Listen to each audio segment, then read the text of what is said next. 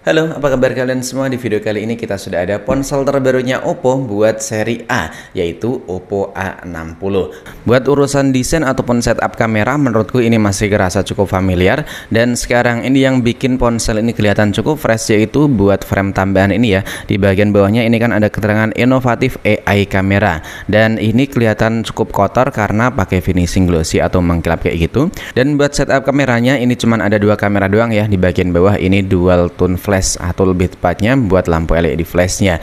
Dan buat back covernya sendiri menurutku ini masih kerasa solid, diketok-ketok kayak gini nggak kerasa kopongnya. Dan ponsel ini menggunakan body ataupun desain mengotak minimalis kayak gini ya, tapi di bagian tepi-tepinya ini dibikin agak halus kayak gitu, jadi nggak terlalu kerasa tajam. Dan di bagian kayak gini ini kerasa enak, nyaman, dan juga kerasa cukup ringan. Lalu buat body bagian sampingnya di sini terdapat tombol power, sekaligus bisa kita pakai sebagai sensor stick jari scanner. Ada dua buah tombol volume di bagian atasnya, di sini polos jadi nggak ada buat lubang mikrofon tambahan ataupun lubang speaker ya. Lalu di bagian samping di sini terdapat lubang SIM tray, dan ini masih menyediakan dua kartu SIM plus satu slot kartu memori eksternal, jadi nggak ada hybrid-hybridan.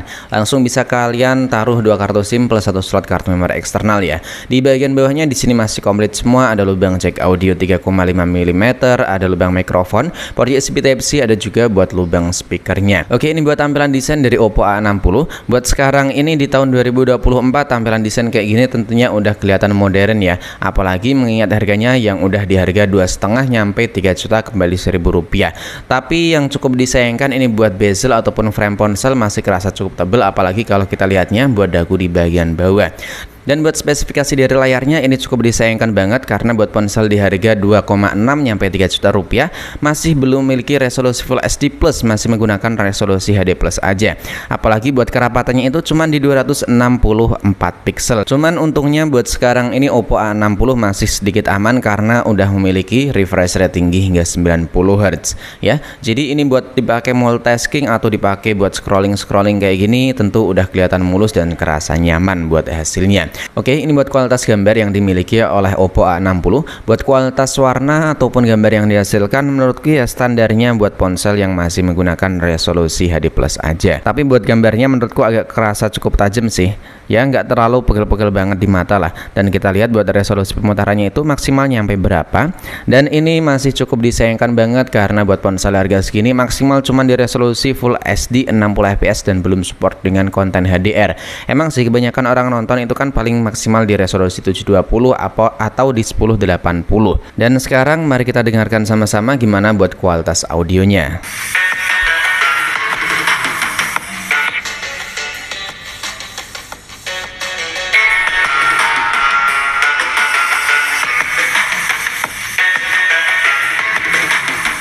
Oke, buat kualitas audionya saya kagum banget. Bahkan yang tadi di awal video saya kan bilangnya cuman mono speaker karena ini kelihatan cuman satu ya. Ternyata ponsel ini punya dual speaker dan hasilnya itu sangat menggiurkan banget. Saya kagum dan saya sendiri suka dengan kualitas audio yang dimiliki oleh ponsel Oppo A60 ini. Wow, dan ini sangat menarik ya karena buat multitouchnya udah bisa nyampe 10. Dan buat tampilan antar muka ataupun UI yang dimiliki oleh Oppo A60, langsung aja kita lihat di bagian perangkat. Ini ternyata udah pakai ColorOS yang terbaru, yaitu ColorOS versi 14. Dan buat tampilan antar mukanya langsung aja kita lihat sama-sama seperti apa. Nah, ini udah cukup menarik banget ya karena langsung hadir dengan Android versi 14, lebih tepatnya pakai ColorOS terbaru 14.0. Kemudian ini nama perangkatnya Oppo A60, tipenya CPH 2631. Prosesornya ini pakai Snapdragon 680 octa-core ya, dan dikombinasikan dengan RAM 8GB dan internal yang dimiliki ini di 128GB. Ada juga buat varian tertinggi yaitu 256GB. Antutu score yang dimiliki ini ya menurutku di bawah rata-rata sih, karena buat ponsel sekarang ini rata-rata di harga 2-3 juta rupiah, paling minimum itu udah mendekati atau udah menyentuh di 400 ribuan poin. Itu kita ngomonginnya bukan ponsel yang berfokus di bagian performa loh, tapi kita ngomonginnya buat umumnya ponsel sekarang ini di harga tersebut. Dan buat game Mobile Legends ini lagi-lagi cukup disayangkan ya, refresh rate-nya cuman dapat di tinggi, grafisnya bisa di ultra, jadi masih bisa main di 60 fps doang. Entah ini kita harus update sistem terlebih dahulu baru bisa unlock di di 90 fps atau emang kayak gini ya, saya juga kurang paham. Dan sekarang waktunya kita bahas buat fitur lain atau fitur unggulan yang dimiliki oleh Oppo A60. Tentunya yang paling heboh banget pada acara Oppo A60 ini buat uji ketahanannya, karena buat ponsel dari Oppo A60 ini punya sertifikasi militer. Jadi ponsel ini tentu udah tahan banting. Dan yang bikin heboh di acara Oppo A60 kemarin tuh saya sempat lihat tuh ya, itu kan ada Om Mobi sama reviewer lainnya itu ngetes Oppo A60 dipakai buat buka durian. Karena yang dulunya atau lebih tepatnya ponsel dari Oppo sang legenda yaitu Oppo A37, tentu kalian semua udah pada tahu lah. Ini waktu pertama kali launching itu kan heboh banget buat pengetesannya, dan itu saya ingatkan waktu pengetesan itu emang bukan dari resmi, bukan dari Oppo, dari perorangan karyawannya atau dari promotornya kayak gitu. Ini kan sempat dipakai buat banting-bantingan, kemudian dipakai buat mukul-mukul paku itu kan. Itu layarnya emang aman-aman banget. Dan ini kenapa kok jadi diperban pakai isolasi kayak gini? Karena buat lem layarnya ini udah lepas, udah ya intinya udah nggak rapet lagi lah. Jadi saya isolasi aja, dan ini ponselnya masih hidup. Nah, ponsel ini juga tentunya udah memiliki fitur NFC ini ya. Ya, punya fitur NFC, dan ini yang cukup aneh atau yang baru saya tahu ya. Ini NFC aktif tapi di sini nggak ada logo NFC. Dan buat sensor lainnya bisa kalian perhatiin ada semua ya. Sensor accelerometer, sensor cahaya, sensor orientasi, giroskop, dan juga magnet. Kita lihat buat giroskopnya hardware atau software. Dan ini udah pakai giroskop hardware ya. Kemudian buat menopang semua performa yang dimiliki, ponsel ini punya baterai dengan kapasitas besar di 5000 mAh, dan buat pengisiannya juga udah meningkat nyampe 45 watt. Cuman ini kan ponsel yang kita pakai atau yang kita pegang adalah unit demo, jadi kita nggak bisa liatin buat kelengkapan pembelian ataupun batok chargernya. Lalu di bagian yang terakhir yaitu di bagian segmen fotografinya. Ini buat kamera selfie cuman ada satu kamera doang tentunya, yaitu 8 megapiksel, dan ada juga 50 megapiksel buat kamera utama. Kemudian yang kedua ini adalah kamera cuman 2 megapiksel. Ini ada mode Pro, tentu cuman buat fotografi ya, buat perekaman video. Nah, langsung berubah kayak gini. Dan buat mode Pro ini cuman bisa dipakai buat kamera belakang. Lalu di bagian perekaman video di sini ada 1 kali, kemudian bisa langsung kita zoom nyampe 2 kali kayak gini. Ada buat beberapa filter yang bisa kalian coba, ada juga buat mode percantik kayak gini. Dan buat rekaman ini cuman mentok di resolusi 1080 30 fps sama 720 30 fps ya.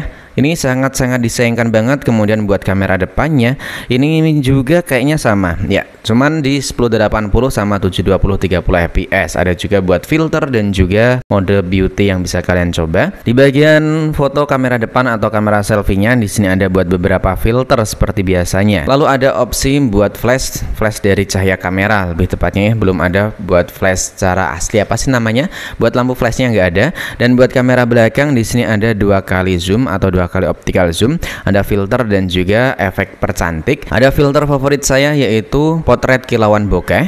Kemudian di bagian selengkapnya ada mode malam, resolusi tinggi, panorama, slow motion. Slow-mo-nya cuma gini doang ya, nggak ada buat opsinya ini bisa nampilin berapa fps di resolusi berapa kayak gitu. Kalau feeling saya sih palingan cuman di kisaran 720 fps ya, atau resolusinya cuman HD. Ada mode slow motion, dan yang cukup menarik ini ada video 2 tampilan. Nah, video 2 tampilannya kayak gini. Jadi enak kalau kita pakai buat ngevlog kayak gitu, bisa liatin depan belakangnya, dan ada 3 mode kayak gini ya.